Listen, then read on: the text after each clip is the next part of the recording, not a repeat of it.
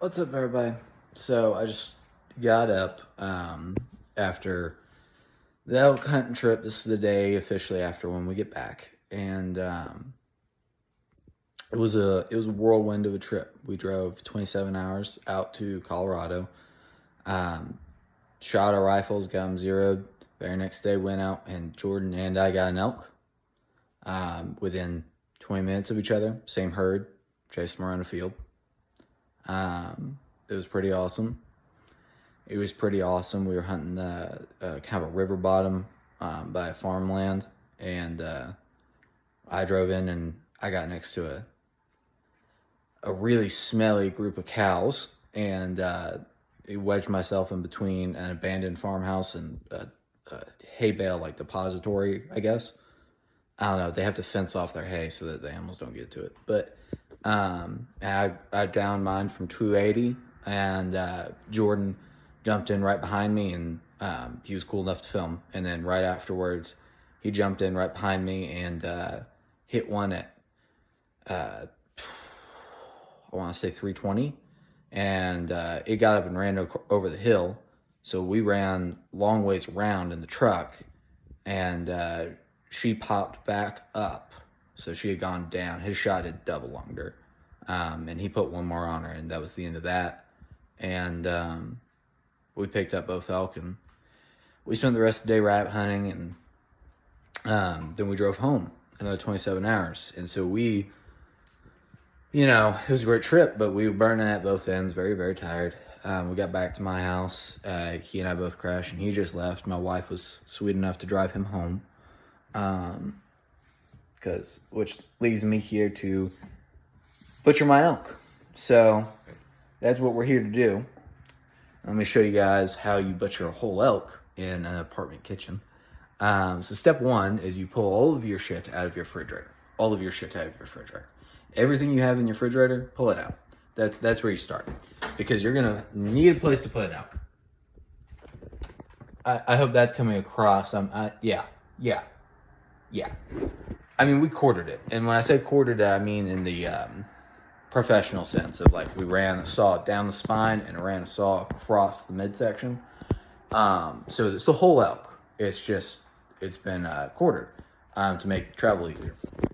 So what I'm going to do is I'm going to pull that out, and I'm going to proceed to lay it here on these two cutting boards. Y'all are familiar with this one. It's my meat eater one. It's big. It holds a lot of space, and it holds a deer quarter perfectly. It's not going to hold a elk quarter. So we got a little bit of spilloverage here. This is where we're going to do our chopping and our cutting. We've got our knife set. This is the full set from Meat. They're cool. They're not a sponsor or anything like that. I'm not popular enough to have a sponsor. But they have great knives, and I'm probably going to be using most of these since I got to break it down from full quarters all the way to the steaks. I'm going to need all these.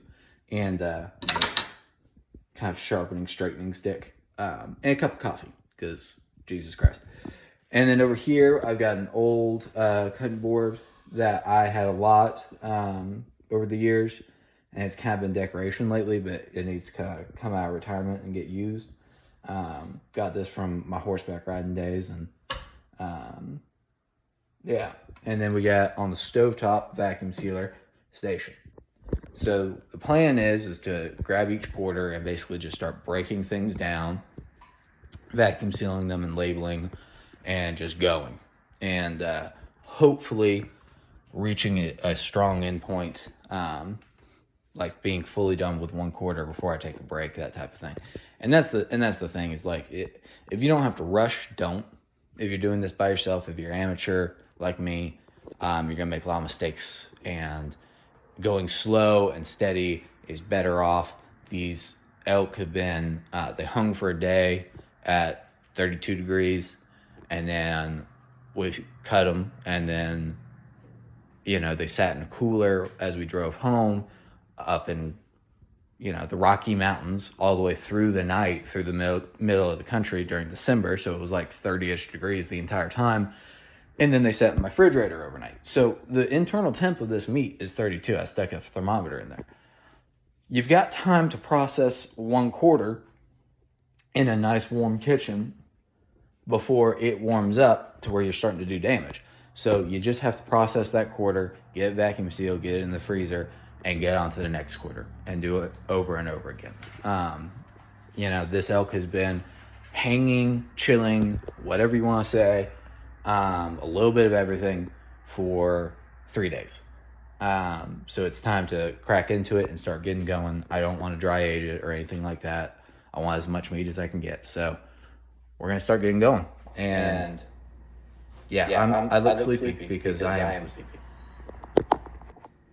All right, so here you can see me on the first quarter that we're working with. It's a front quarter. I'm getting that back strip on out of there so it's out of the way and it doesn't take any damage because it's one of the better cuts of meat.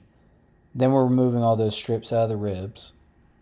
And this is just kind of tedious. You can see the bullet hole there. We're just working around that.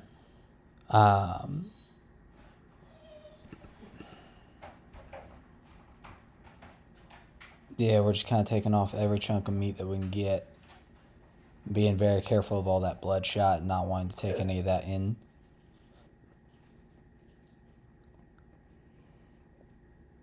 This is actually oddly not a difficult part of things, taking that rib meat out.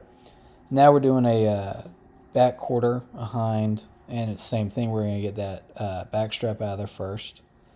There's a thick layer of kind of silver skin and fat over pretty much the entire elk. It's kind of what you would expect taking them in December. And it's great because it keeps the meat pretty well protected through the entire drive. Now I'm going to go ahead and get that tenderloin out of there. It was too cold up there for us to hose everything off, so I kind of run everything under the sink. You can kind of see dog's head beaving and wobbling in there, trying to see if I won't toss it a little bit of scrap. That has become family tradition here in the house. And just kind of setting all of the things aside for later, trying to get a little bit of that silver skin off, just to make my life a little bit easier and the big chunks I can get it. But I'll keep trimming once I get all the sections of the different muscle groups and everything else out.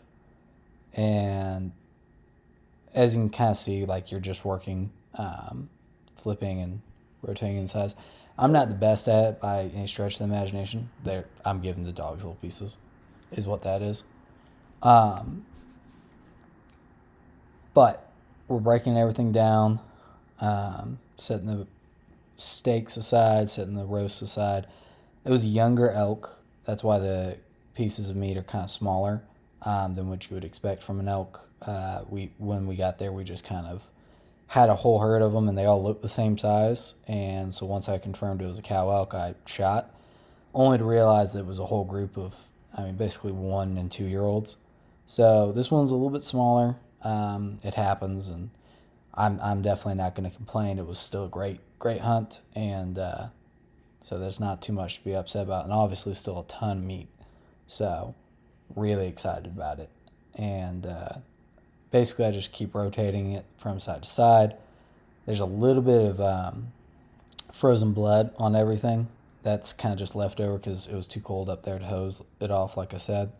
So I'll wash the pieces that are particularly bloody, kind of like the tenderloins that were on the inside. But most of these muscle groups in the legs and on the back straps really don't have any blood on them. They're kind of protected and insulated from all that. So, as you can see, it's just sort of slowly working that stuff back. It's weird to work over it when it's quartered like this. Usually quartered, we mean to take the leg off and cut it at the, joint and take the leg. The way they decided to do it was literally split it into quarters, the entire carcass. So that was a little bit weird to have to work around that section of spine and where the back strap is. But, once you got into the flow of things, it wasn't too bad. And it was actually shockingly easy to transport. And then this is me cutting bones free for the dogs. They love chewing on them. And I don't mind letting them do it for the time that I'm butchering. gives them something to do. And it makes me feel like we're not wasting the bones and everything else. I know people like can break them open and do like broth and stuff like that. We don't. So, and here I am just kind of cutting that silver skin free and kind of loose and getting all that grind meat away, or cube steak, whichever one I end up deciding to make it into later. And I'll just kind of freeze that stuff in big bags of cube. And if I decide I need to grind it later, I'll grind it later. And that way it's kind of always fresh, because once you freeze grind stuff, it kind of usually comes out a little I don't know, old, I guess. It ages better when it's freshly ground. So here I'm just stripping the outer layer of meat in front of the rib cage. On venison, you don't really do this. There's not enough there. But on these elk, it's a lot of protein covering up those ribs. And there's actually, those ribs are thick.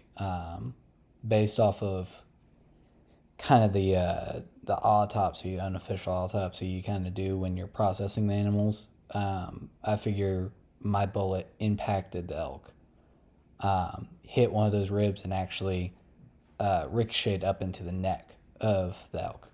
Based off the video and everything else, that kind of seems like what happened is it was a good shot placement, but the rib literally sent the bullet spiraling into the animal's neck. And so here you can kind of see me working around that bullet hole, and just getting sort of that layer of meat off. And so here, this is just, I did this several times with all the quarters, but this is basically just me weighing on a kitchen scale each vacuum sealed package of meat, and kind of documenting about what weight it is. And I kind of add all of it up at the end to kind of see how much, like, just completely deboned, de-silver skinned, ready to rock and roll meat we got off of the animal. I've done this with all the whitetails that we've harvested this year, and I'm doing it with this elk. I'll keep doing it. It just kind of gives you a rough estimate of what you can expect from these animals and what you kind of expect as you move forward with future seasons. And off this elk, we got just around about 50 pounds. I can't find my notes right this second. But off of each individual quarter, I think I'll show here at the end, we were probably pulling about 20 pounds, 20-ish pounds of meat. A really big adult bull elk, you might walk away with anywhere from 100 to 200, depending on the age of the animal.